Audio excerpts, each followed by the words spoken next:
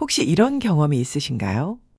회사에서 성실하게 일하고 동료들과 좋은 관계를 유지하려 애쓰는데 어느 순간 당신의 친절함은 당연한 것이 되고 당신의 노력은 보이지 않게 됩니다. 오히려 무례하고 이기적인 사람들이 더 당당하게 자리를 지키고 있죠. 왜 착한 사람은 지쳐서 떠나고 문제가 있는 사람들은 태연하게 남아있을까요? 오늘 이 영상에서는 직장 내 인간관계의 본질을 철학과 심리학의 렌즈로 들여다보며 당신이 겪고 있는 고통의 근본 원인과 그 해결의 실마리를 함께 찾아보려 합니다. 영상 시청에 앞서 이 여정을 함께하고 싶으시다면 구독과 좋아요로 마음을 나눠주세요. 그럼 시작하겠습니다.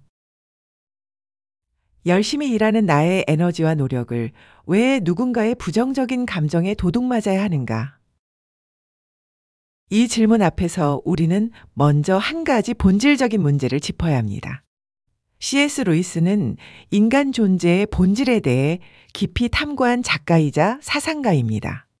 그는 인간의 본질에 대해 이렇게 말했습니다. 당신은 영혼을 소유한 것이 아니라 영혼 그 자체이며 몸을 가지고 있는 것입니다. 이 말은 인간의 본질적인 존재를 영혼 그 자체로 보고 육체를 경험을 위한 도구로 본다는 관점입니다. 다시 말해 우리 각자는 단순히 기능하는 존재가 아니라 그 자체로 존엄한 본질을 지닌 존재라는 것이죠. 그런데 오피스 빌런들은 어떻게 행동할까요? 이들은 동료를 존엄한 본질로 대우하는 대신 오직 자신의 이익을 위한 단순한 수단으로만 이용합니다. 당신의 친절함은 이용할 수 있는 자원, 당신의 책임감은 떠넘길 수 있는 기회가 되는 거죠. 이것이 바로 그들의 행동이 단순한 무례함이 아니라 타인의 존재적 존엄성을 부정하는 근본적인 윤리적 결함이 되는 이유입니다. 당신이 홀로 느끼는 무력감은 상대방이 당신을 동등한 인격체가 아닌 단순한 감정의 수단으로 대한 결과입니다. 이들의 이러한 태도는 공감 결여와 자기 성찰력의 부재로 설명할 수 있습니다. 인지적 자기중심성이 강한 사람은 타인을 독립적인 인격체로 인식하지 못하고 자신의 욕구를 충족시키기 위한 자원으로만 바라봅니다. 이들은 상대방의 감정이나 상황을 이해하려는 노력 없이 오직 자신에게 유리한 방식으로만 관계를 해석하죠. 이러한 태도를 도구적 관계 인식이라 부릅니다. 쉽게 말해 사람을 사람으로 보지 않고 기능으로 보는 거예요. 당신이 친절하면 그 친절함을 이용하고 당신이 책임감이 강하면 그 책임감에 짐을 더 얹습니다. 이들에게 관계란 상호 존중의 공간이 아니라 자신의 이익을 극대화하는 전략적 장치일 뿐입니다. 중요한 것은 이것이 당신의 문제가 아니라는 점입니다. 당신이 너무 착해서도 너무 약해서도 아닙니다. 단지 상대방이 관계에 대한 기본적인 윤리적 책임을 져버렸을 뿐이죠. 당신은 앞으로도 타인의 일방적인 감정 쓰레기통 역할을 계속하며 스스로 존중받을 권리를 포기할 것입니까? 첫 번째 사유를 통해 우리는 문제의 근본 원인을 살펴봤습니다. 타인의 관계적 무책임성이 당신의 고통을 만들어낸다는 것, 그리고 그것은 결코 당신의 잘못이 아니라는 것을 확인했죠. 하지만 이해만으로는 부족합니다. 우리에게는 여전히 하나의 질문이 남아 있어요. 그렇다면 왜 나는 계속해서 이런 관계에 에너지를 쏟게 되는 걸까요? 왜 명확한 선을 긋지 못하고 모두와 잘 지내려 애쓰다 결국 지쳐버리는 걸까요? 이제 우리는 관계 속에서 당신 자신을 들여다볼 차례입니다. 모두와 잘 지내려 노력하는데 왜 결국 이용당하고 무시당할까요? 직장 생활을 하다 보면 우리는 종종 이런 믿음에 사로잡힙니다. 모두와 좋은 관계를 유지해야 한다. 나쁜 사람으로 보이면 안 된다. 갈등은 피해야 한다. 이런 통념은 표면적으로는 성숙하고 조화로운 태도처럼 보이지만 실제로는 당신에게 감정 소진과 경계 설정의 좌절이라는 보편적 어려움을 안깁니다. 브레네 브라운은 취약성과 용기에 관한 연구로 유명한 학자입니다. 그녀는 이렇게 말했습니다. 경계를 설정하는 것은 당신을 사랑하는 가장 중요한 방법 중 하나입니다. 경계란 상대를 거부하는 벽이 아니라 나 자신을 지키는 필수적인 선입니다. 많은 사람들이 경계 설정을 이기적이거나 냉정한 행위로 오해하지만 실제로는 자기 존중의 표현이에요. 명확한 경계는 오히려 건강한 관계를 만들고 감정적 에너지를 보존하여 불필요한 소진을 방지합니다. 당신이 지쳐 쓰러지면 아무도 도울 수 없으니까요. 그런데 우리는 왜 이 선을 긋지 못할까요?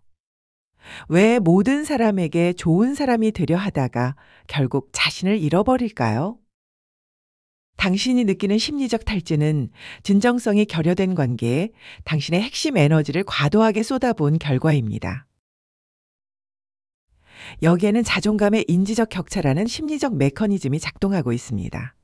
건강한 자존감을 가진 사람은 자신의 가치를 내면에서 찾지만 취약한 자존감을 가진 사람은 타인의 인정에서 가치를 찾습니다. 그리고 아이러니하게도 당신처럼 착한 사람일수록 이 함정에 빠지기 쉽죠. 이를 타인지향적 자존감이라고 합니다. 쉽게 말하면 내 가치가 다른 사람들이 나를 어떻게 보느냐에 달려있다고 믿는 거예요. 그래서 모든 사람에게 좋은 사람이 되려 하고 누군가 나를 나쁘게 볼까봐 두려워하며 거절하는 것조차 죄책감을 느낍니다. 반면 오피스 빌런들은 정반대의 특성을 보입니다. 이들은 취약한 자존감을 과도한 자기중심성으로 보상하려 합니다. 타인의 신뢰나 연민을 이용하여 자신의 부족함을 채우려 하고 관계를 자신의 욕구를 충족시키는 도구로 전락시키죠. 이들에게 당신의 친절은 이용할 수 있는 약점으로 보일 뿐입니다. 여기서 중요한 통찰이 나옵니다. 문제는 당신이 착하다는 것이 아니라 그 착함이 자신을 지키는 경계 없이 작동한다는 것입니다. 경계 없는 친절은 상대방에게 무한한 허용의 신호를 보내고 결국 당신 자신을 소진시킵니다. 그렇다면 해결책은 무엇일까요? 냉정해지는 것? 아닙니다. 관계의 본질을 재정의하는 겁니다.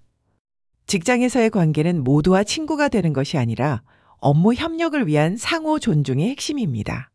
모든 사람에게 좋은 사람이 될 필요도 모든 감정을 다 받아줄 필요도 없어요. 당신은 상대방의 행동이 존중에 기반하는지 냉정하게 판단하고 그렇지 않다면 명확한 거리를 두는 실질적인 훈련을 시작할 수 있습니다. 당신은 관계의 본질을 업무 협력으로 냉정하게 재정의하고 나를 지키는 명확한 경계를 세우는 실질적인 훈련을 시작하시겠습니까? 두 번째 사유에서 우리는 당신 내면의 패턴을 들여다봤습니다. 모두에게 좋은 사람이 되려는 마음이 역설적으로 당신을 소진시키고 이용당하게 만든다는 것을 확인했죠. 이제 마지막 질문이 남았습니다. 안다고 해서 바뀌는 건 아니니까요. 머리로는 이해했지만 실제로 행동을 바꾸려면 무언가 더 필요합니다. 바로 용기죠. 그리고 그 용기는 어디서 오는 걸까요? 이제 우리는 변화의 결단, 그 마지막 문턱을 넘어설 차례입니다. 고통스러운 관계 속에서 나는 어떻게 내 마음의 평화를 되찾고 주체적인 삶을 살 수 있을까요? 많은 사람들이 착각하는 것이 하나 있습니다. 용기란 타고나는 것이고 강한 사람만 가질 수 있다는 생각이죠. 그래서 나는 원래 소심해서, 나는 원래 거절을 못해서라며 자신을 규정하고 포기합니다. 하지만 용기는 기질이 아니라 선택입니다. 두려움이 없는 것이 용기가 아니라 두려움 속에서도 나아가는 것이 용기입니다. 리즈 위더스푼은 배우이자 제작자로서 할리우드에서 여성의 목소리를 내는데 앞장서 왔습니다. 그녀는 용기에 대해 이렇게 말했습니다. 두려움을 느끼지 않는 것이 용기가 아니다. 두려움을 느끼면서도 앞으로 나아가는 것이 용기다. 이 말은 우리가 흔히 오해하는 용기의 본질을 정확히 짚어냅니다. 용기 있는 사람은 두려움이 없는 사람이 아니에요. 오히려 두려움을 느끼면서도 그래도 해야 한다고 결정하는 사람입니다. 당신이 동료의 부당한 요구를 거절할 때 느끼는 불안, 관계가 틀어질까봐 느끼는 두려움, 그것들은 모두 자연스러운 감정입니다. 중요한 것은 그 두려움 때문에 멈추지 않는 것이죠. 그리고 윌 스미스 역시 이와 일맥상통하는 통찰을 전합니다. 인생 최고의 선물은 두려움의 반대편에 존재한다. 두려움을 피하는 것이 아니라 통과할 때 우리는 진정으로 원하던 것을 얻게 됩니다. 당신이 진정으로 원하는 것, 그것은 타인의 인정이 아니라 나 자신의 평화 아닐까요?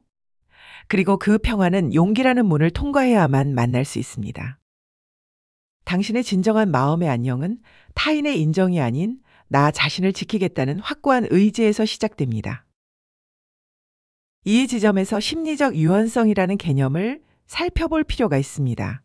심리적 유연성이란 불편한 감정이나 생각을 회피하지 않으면서도 자신의 가치에 따라 행동할 수 있는 능력을 말합니다. 쉽게 풀어볼까요? 당신이 동료의 부당한 요구를 거절할 때 불편함이 느껴지는 건 당연합니다. 상대가 언짢아할 수도 있고 관계가 어색해질 수도 있죠. 하지만 심리적 유연성이 있는 사람은 그 불편함을 인정하면서도 나의 경계를 지키는 것이 더 중요하다는 가치에 따라 행동합니다. 이것이 바로 부드러우면서도 정확한 경계를 세우는 힘입니다. 이 경계는 상대를 향한 벽이 아니라 관계 속에서 나 자신을 잃지 않기 위한 선입니다. 불편한 감정에서 도망치지 않고 상대의 감정까지 떠안지 않으며 관계 속에서 내 몫만 명확히 하는 태도는 내면의 평화를 회복시킵니다. 이를 관계 속 자기 정체성 유지라고도 합니다. 다른 사람과 연결되어 있으면서도 나 자신으로 온전히 존재하는 능력이죠. 이것이 바로 주체적 자기인식입니다. 이러한 주체적 자기인식을 통해 내가 나를 지키는 관계가 가능하다는 깊은 안도감을 얻게 되며 이것이 소모적 관계에서 남는 사람과 떠나는 사람의 차이를 만듭니다. 착한 사람이 떠나는 이유는 약해서가 아닙니다. 자신을 지키는 법을 몰랐기 때문이죠. 그리고 이제 당신은 그 방법을 알게 되었습니다. 당신은 과거의 고통에 머물러 계실 건가요? 아니면 자신을 위한 결단을 통해 삶의 새로운 주인이 되시겠습니까? 이제 이론을 넘어 실천으로 나아갈 시간입니다. 먼저 관계의 본질을 이용이 아닌 협력으로 재정의하고 감정적 투자를 중단하세요. 직장 관계의 본질은 상호 존중 기반의 공동 목표 달성, 즉 협력에 있습니다. 상대방이 나의 감정이나 자원을 일방적으로 소모하려 한다면 그 관계에 대한 감정적 기대와 에너지 투자를 즉시 중단하세요. 이 사람과 꼭 친해져야 한다. 이 사람도 나를 좋아하게 만들어야 한다는 생각을 내려놓는 겁니다. 업무적 협력만으로도 충분합니다. 구체적으로는 이렇게 해보세요. 하루를 마무리하며 오늘 누구에게 불필요한 감정 에너지를 썼는가를 점검합니다. 그리고 내일은 그 사람에게 쓸 감정 에너지를 30% 줄여보세요. 친절하되 과하지 않게. 예의 있되 친밀하지 않게. 다음으로 상대의 감정까지 떠안지 않는 짧은 거리 두기를 실천하세요. 유해한 관계에 내 감정 에너지를 소모하는 대신 미묘한 불편함이라도 느껴진다면 명확하고 안전한 방법으로 거리를 두세요. 이는 상대의 요구에 감정적으로 끌려가지 않고 지금은 어렵습니다. 그 부분은 제 업무 범위가 아닌 것 같아요와 같은 합리적인 거절 표현을 일관되게 사용함으로써 나의 영역을 지키는 가장 실용적인 대처법입니다. 중요한 것은 설명을 길게 하지 않는 거예요. 바쁘긴 한데 그래도 도와드릴게요가 아니라 지금은 어렵습니다로 끝내는 겁니다. 거절에는 변명이 필요 없습니다. 당신의 시간과 에너지는 당신 것이니까요. 마지막으로 나는 더 이상 누구의 감정 저장고가 아니다라고 내적으로 선언해 보세요. 모든 관계는 상호성 위에서만 건강하게 유지됩니다. 나의 존엄을 해치거나 일방적인 희생을 요구하는 관계에서는 한 걸음 물러나는 용기를 결정하세요. 내면의 자아에게 감정 저장고 역할을 거부하는 자기 확신을 부여함으로써 평화를 찾을 수 있습니다. 매일 아침 출근 전 거울을 보며 이렇게 말해보세요. 나는 존중받을 가치가 있고 나를 존중하지 않는 관계에 에너지를 쓰지 않는다. 이 선언이 처음엔 어색할 수 있지만 반복할수록 당신의 내면에 새로운 기준이 자리 잡게 됩니다. 우리는 오늘 3가지 깊은 사유를 통해 직장 내 인간관계의 본질을 들여다봤습니다. 첫째, 당신이 겪는 고통은 타인의 관계적 무책임성 때문이며 그것은 결코 당신의 잘못이 아닙니다.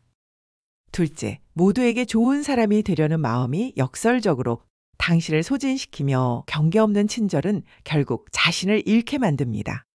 셋째, 용기는 타고나는 것이 아니라 선택하는 것이며 나 자신을 지키겠다는 확고한 의지가 진정한 마음의 평화를 가져옵니다. 착한 사람이 떠나는 이유는 약해서가 아닙니다. 자신을 지키는 법을 몰랐기 때문이죠. 그리고 이제 당신은 압니다. 함께 일해도 모두와 가까울 필요는 없다는 것을, 업무적 협력과 인간적 거리는 공존할 수 있다는 것을. 당신의 평화는 모두에게 좋은 사람이 되는 것이 아니라 나를 지키는 선택에서 시작됩니다. 이제 마지막 질문을 던집니다. 당신은 오늘부터 어떤 관계를 선택하시겠습니까? 과거의 패턴을 반복할 건가요? 아니면 새로운 경계를 세우는 용기를 내시겠습니까? 이 영상이 당신의 마음에 작은 울림이라도 되었다면 구독과 좋아요로 함께 해주세요. 그리고 댓글로 당신의 이야기를 들려주세요. 당신의 목소리는 같은 고민을 하는 누군가에게 큰 위로가 될 것입니다. 오늘도 당신을 지키는 하루 되시길 바랍니다. 감사합니다.